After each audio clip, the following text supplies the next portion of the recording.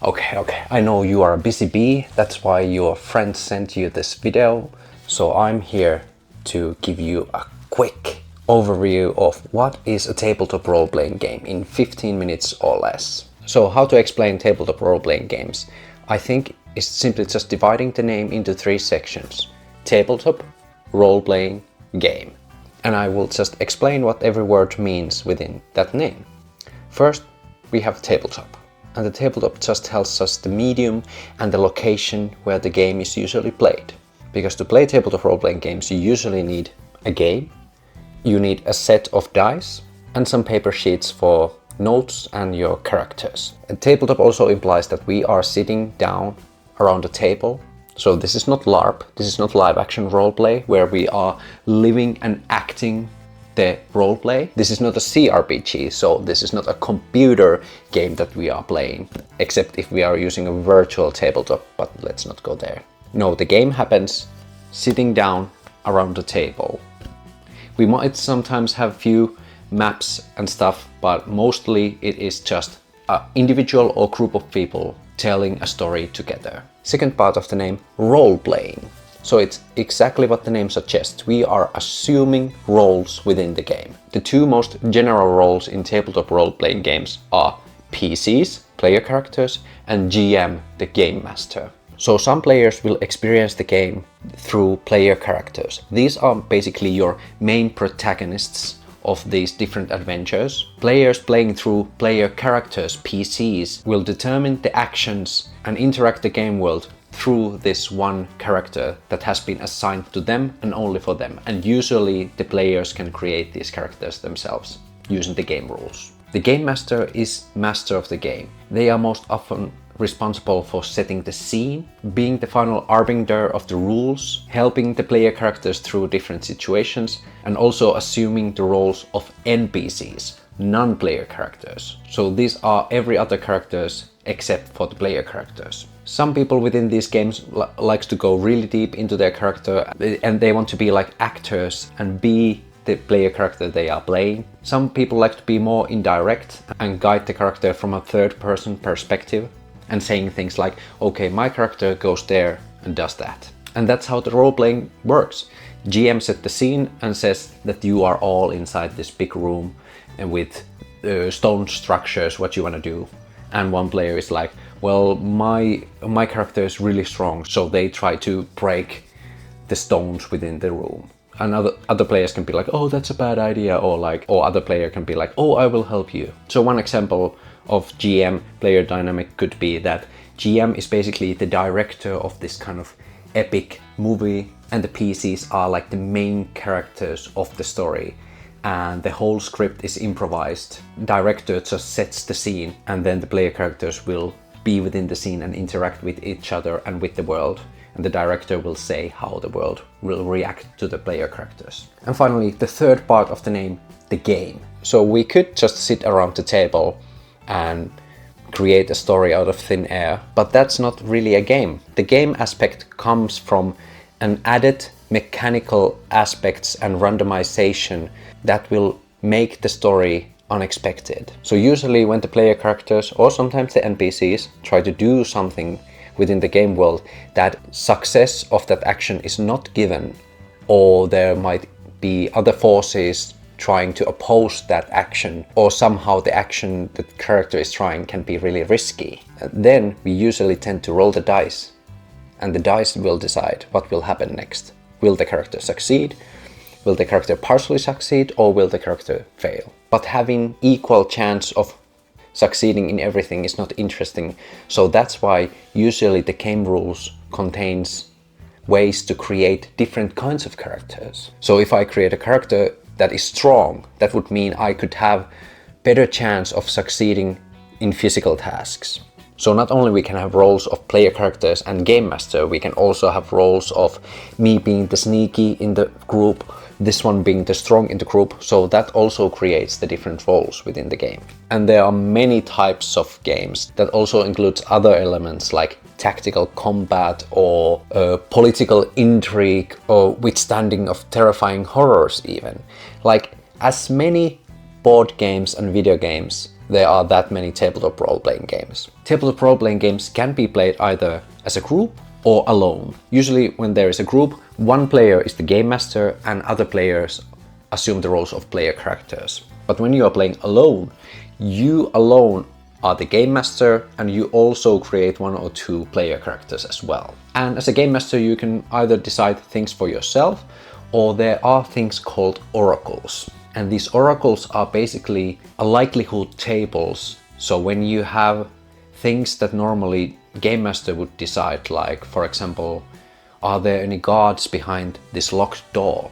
You can actually ask from the oracle a yes/no question, or questions that sometimes give you cryptic answers that you can basically fill the blanks yourself. So yeah, that's kind of concisely put what tabletop role-playing games are.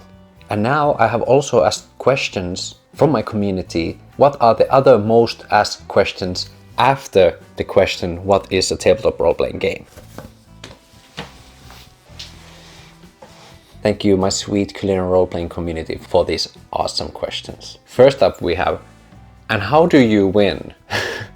Yeah, this is actually a really good question that also I get asked quite a lot. Like, what is the point of the game? And usually that is the part of the creation, that you as a group create the goal for yourself. It can be a narrative goal for the characters, or it can be some kind of outer goal for the characters to achieve. But it is usually some quest or some mission that the point is that the group, even the game master, wants to help the player characters to achieve their goal and to tell a successful adventure story while we are playing the game. That is basically the point. To have an amazing experience of intrigue, adventure and excitement, where the only enemy is the dice and we are trying to beat the odds with clever thinking and player ingenuity. That is the point of the game. Do I need to buy all the books, the supplements, minis, terrain to begin playing?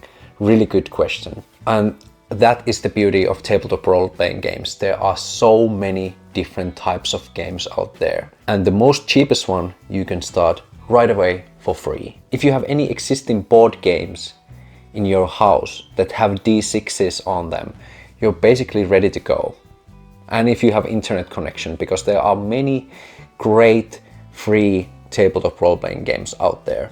I actually have made a video about my top free tabletop RPGs, so I will leave a link up there or down there at least, so you can check it out if you want. But yeah, you can basically start from free and you don't have to get all the terrains and all the books. Basically, one of the questions is what I should keep in mind when I start playing. And I think that is a really interesting question.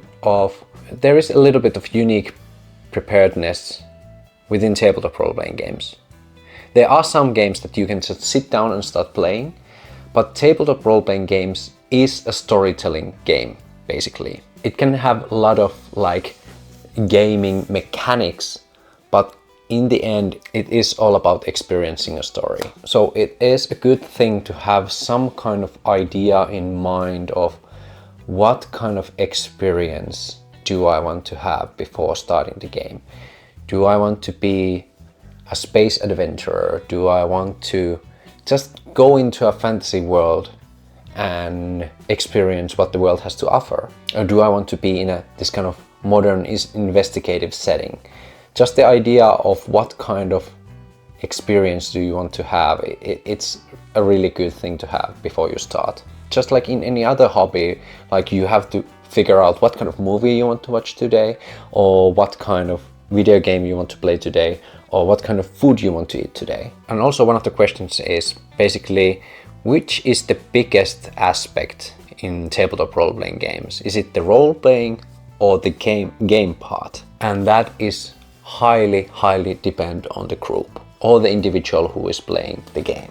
There are many tabletop role-playing games where the game part is more important. We are more focusing on building characters with different kinds of abilities and taking down certain type of foes and gathering resources and building materials, like very much like board game or a video game. And then there is more narrative and role-playing heavy games where it's more about telling the story alone or with your friends, assuming the role that you have created and acting out the scenes and speaking as the character. And there are some dice mechanics involved at some point that will add the randomization, which will determine the outcome of these characters acting out these things. But most often it is a scale that goes somewhere in between, and depending on the group, the meter can be either or side. But it is usually a healthy mix with tabletop role-playing games, because if you go too to the other side, then you are better off just playing a board game, and if you go too to the other side, you can just go into an improv class. But it is highly subjective, and because it is hobby that has so many variations, everyone has their own preference. And that's why it's important to get to know into many different kinds of tabletop RPGs, because it would be kind of silly that you have experienced ice hockey and you just say, oh, I don't like sports at all. And then there is chess that is also included in sports. So yeah. So if you're interested in tabletop role-playing games and playing them solo, this channel is all about that. So welcome and subscribe if you're interested. So I'll leave a link down below so you can check out also the free tabletop role-playing games. But that's all for me today. Now it's moro moro, and I hope I see you in my other videos. Welcome.